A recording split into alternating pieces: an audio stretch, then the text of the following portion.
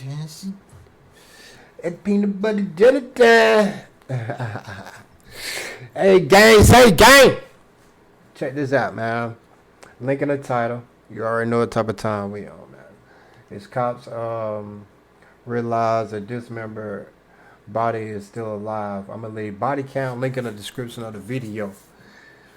You know how we start the video off, man. We're going to get a teaser, then we're going to get into the video. You always, man, make sure you like, comment, subscribe, man. By you liking the video, yo, it help bring my video in the algorithm, you feel me? So you got to like, comment, subscribe. Did this guy get hit? Yeah, he's missing a leg, and the other one is all, like, I don't know if his pants or anything hold him on or what. His foot there and stuff. Oh, it look like damn, a train track. Part of his leg is on this area. He's a mess.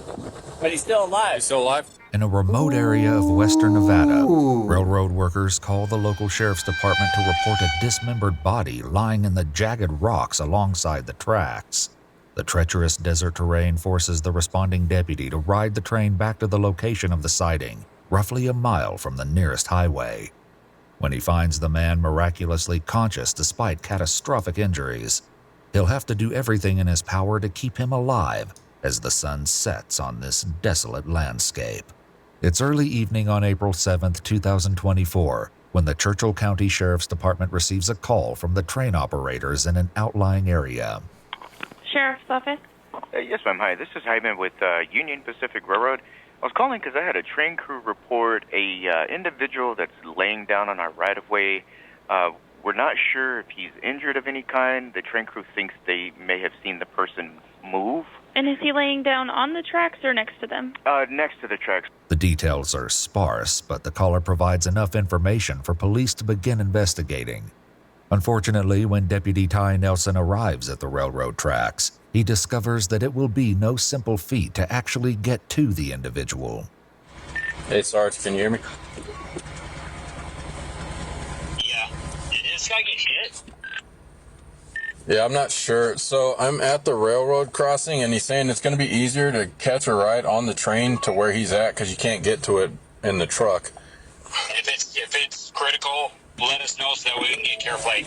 Perhaps no law enforcement shift can be considered typical, but riding a train to the scene of the incident is unusual by any metric. Nonetheless, Deputy Nelson knows that the situation is urgent, and he's about to learn that the victim is in even worse shape than he realized. What's that? He'll jump on the rear locomotive and he'll take his time. All right.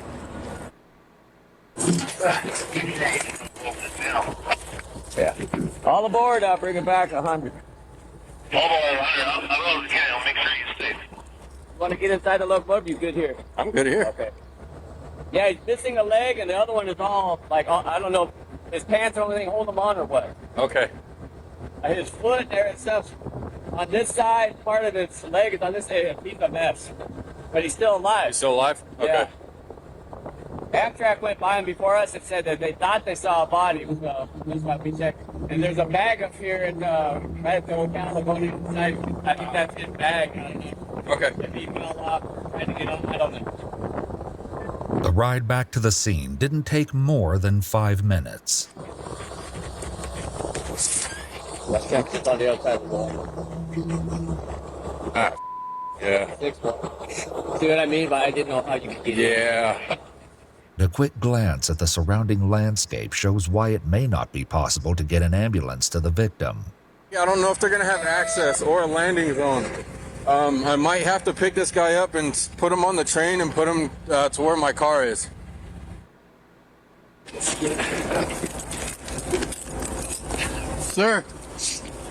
Sir, can you hear me? What's your name?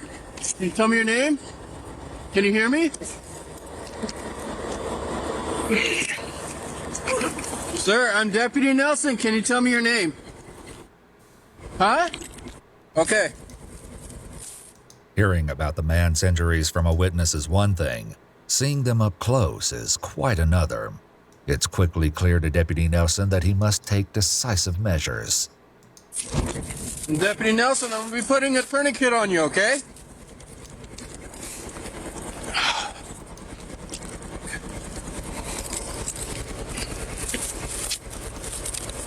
What's your name? I can't hear you. The man on the ground is barely coherent, and the deputy knows that he needs emergency medical attention without delay. Do you have a phone that you can get signal? Yeah. Can you let them know I'm Deputy Nelson? Tell them to get care flight on standby and get them here now. Okay. As soon as possible. 911? Huh? 911 or what? Call them, tell them that you're here with me, and tell them that we're going to need care flight. You want me to call? 911. Okay. Yeah. Tell them I have a double amputee. Okay.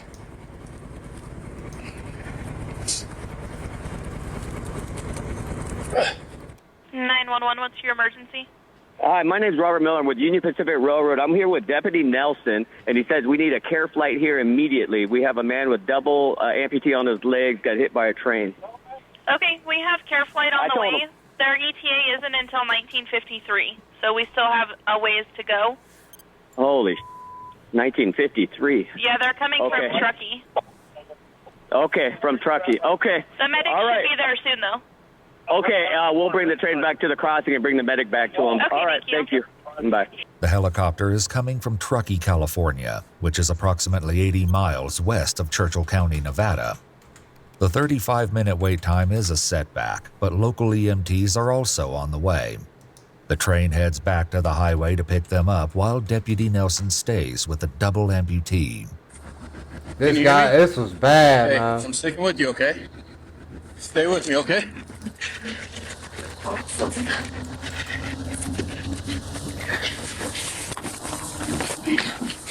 I'm gonna lift your head up, okay? I'm gonna put your head under my my jacket under you. All right? Is that better? Can you hear me? Yes, sir. What's your first name? Bird? Do you have ID on you? Do you have a wallet or anything? The victim can't quite articulate his name, but that won't prevent the deputy from providing all the comfort he can under the circumstances. All right, I'm here with you, okay? Can you squeeze my hand? Good. All right, don't squeeze. Hold off on it. Squeeze again. All right, that's good. That's good. All right, stay with me, okay? He's still alive. I got you. Can you open your eyes for me? All right, that's good. He's strong. He's Okay. strong to fight through this. All right, just stick with me, okay? The man isn't capable of having a conversation, but the officer does manage to find something helpful in the nearby rocks. Victor. Okay. All right, Victor. Deputy Nelson, okay? You can call me Ty. I'm here for you. All right? You're gonna be okay. All right. We're not gonna move you, okay? I'm not gonna move you because I don't know if you have any spinal injuries or anything like that. Okay? No, stop moving. Just sit here, okay? I understand that you're probably in a lot of pain, but I need you to stay still, okay? Hey, it's Nelson. Hey, my subject's name is going to be last of Reynolds, first of Victor. I don't have a date of birth. He is conscious, barely alert, barely mumbling. He is a double amputee. Okay, I advise the medic. Okay. I'm not going to move him. I don't know if he has any back or spinal injuries. He is breathing, though. Okay. All right. It's not clear how aware Victor is of what's happening around him, but it must surely be a comfort that he's no longer spending what might have been his final moments lying alone in the drift of rocks beside the railroad tracks. As for Deputy Nelson, he does his best to keep Victor still while being mindful of his agony. Your back is hurting?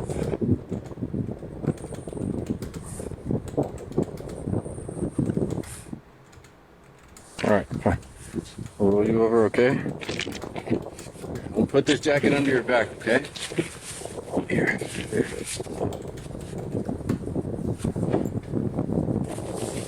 All right, stay right there. Here, you can roll back over. I got my jacket under your back, okay, if you want to lay on my jacket. All right? Oh, stop trying to move. Victor, I need you to stop moving, okay? I'm not going anywhere, okay? We have paramedics on their way. Medics have indeed arrived at the railroad crossing. and they too will have to ride the train back to the scene of the grisly accident. Can you still squeeze my hand? Can you open your hand all the way? Can you open your hand all the way? All right, squeeze it. There you go. Good job. Good job, Victor. All right, good job. All right. All right, sounds like the train's coming. Okay, so that means the medics are coming. He's strong. He hanging in there, man. All right, let's let the medics get here. Let's see what we can do, and then we'll go from there. All right, sound like a plan? All right, cool. Medics are here. Deputy Nelson has spent 20 long minutes alone with Victor while waiting for the EMTs, and he's no doubt relieved to finally have them on the scene. How we doing? It's good. He's alert. He's talking. EMT finally made it. For the most part. And we got tourniquets. Everybody had to come by train. He's able to squeeze my hand. He's able to squeeze both No hands. truck, car, nothing. Plane can't get there. The No other landing foot plan, is nothing. on the other side of the tracks. All right. Just wasn't sure what else to do. I wanted to keep him warm, so I didn't cut that off. If not, hey, Victor, stay there, okay? Stop moving. All right, I'm gonna go get that other one. Okay, it's a little back to the north there. As one EMT goes in search of Victor's other foot, the deputy acknowledges that there's much he still doesn't know about the man himself. Do you have a chance to get the data birth by chance? No, I'm not getting a lot out of him. Not really my priority. No. I'd really get out of everything now. Yeah, I can call dispatch and see if they found anything, but felon? I don't know. And I can't tell from that. Armed to that. I can see the breath about it. Glasses and stuff. Okay. I don't know if there's a wallet. If there is, and it's tied with the tourniquet, but No worries. All right. They stay focused on the goal of keeping Victor alive, but many mysteries surround the man in their care. And indeed, many more will come to the surface before this night is over. you need to roll over. We need you to stay in like this, okay? We're gonna get some an IV in you, okay? I need you to stay as still as possible. Still with me, Victor?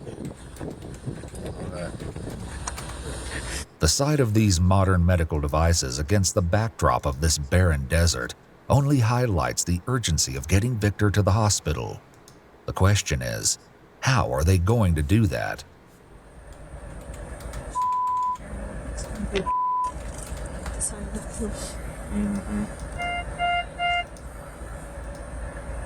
On the stretcher? Huh? Are you putting him on the stretcher and taking him over? Okay, It's gonna be a blanket. I got him. Eyes are still opening, hands are moving. Neither Deputy Nelson nor the EMT can disguise their doubts about that prospect, but there is hope on the horizon as the care flight helicopter finally arrives on the scene. It looks like he's going up to the crossing. We might go up there and try to get his attention. He didn't see us as we went by. I'm sure he saw you. I don't know. Yeah, he's probably trying to find a landing spot. Just trying to find a place to land that's safe. Yeah, so yeah, I don't. We might have to do with him like Keep we did your with you. arm Bring him back. right there. There it goes. Flow Got better. flow. Yeah, I just keep that arm straight. Hey, Victor, keep your arm straight right there, okay? Don't move it. Hoping for a break, the deputy surveys the area for an acceptable place where the helicopter could land. Oh, sh-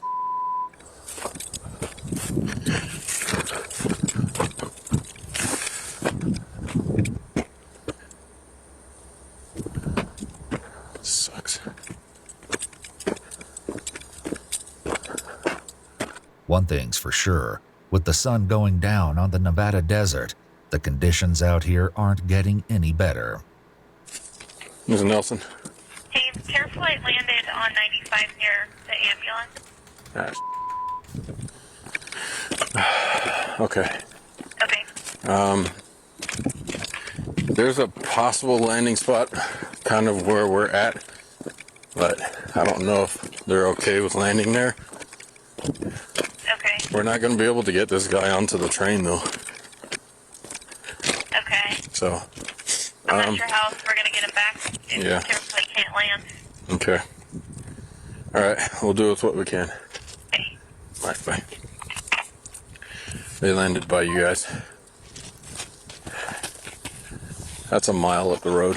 The lack of good options forces Deputy Nelson to prepare for what will be an extremely grueling task. If you guys are down with it, I'm willing to carry him as far as I can. We might not have Take breaks. Yeah, we don't have a choice. It is what it is. Let's do it. All right. At least he's trying to get him out of there. Yeah, let's try to see if we can get to the blanket kind of wrap around him. No one can pretend that this will be anything other than a tough journey, but they are willing to do what they must to save Victor's life. Fortunately, it won't come to that. Can I get that flashlight? Let's see if I can go.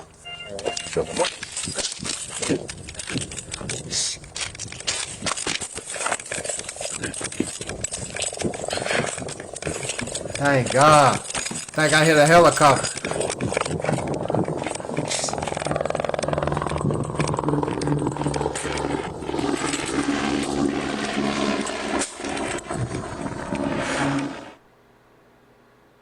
He got him.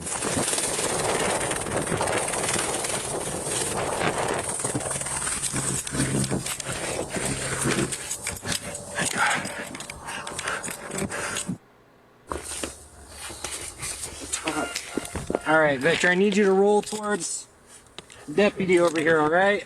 Attaboy. All right. Hey, Victor, strong, man.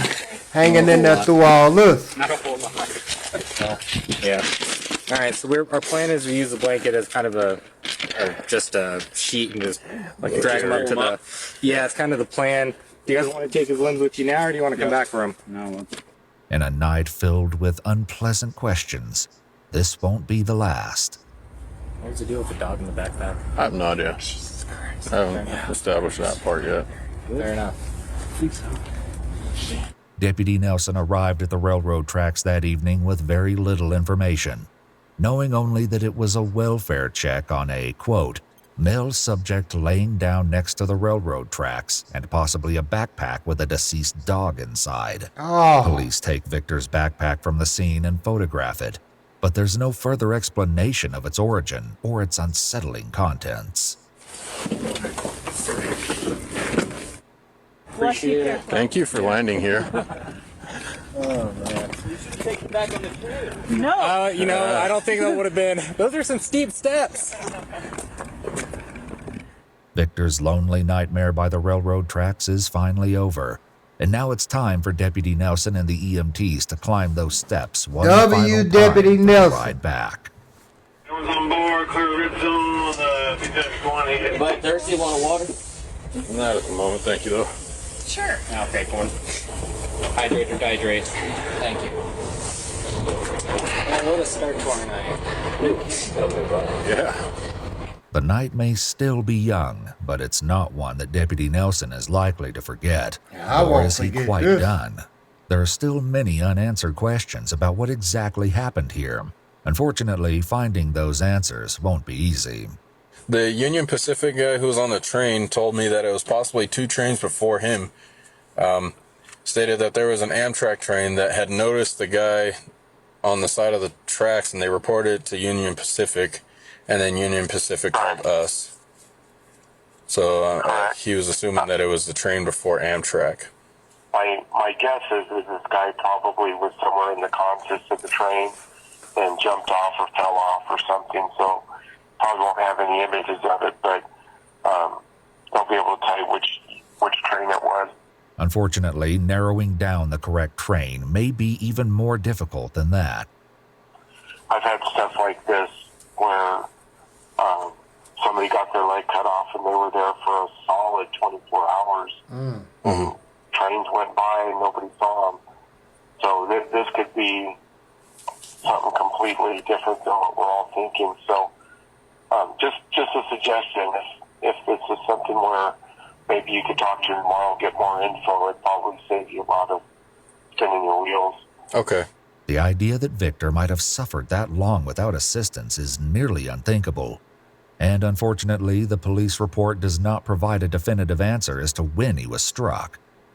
He was transported by care flight to Reno, Nevada, thus bringing Churchill County's involvement in the case to an end.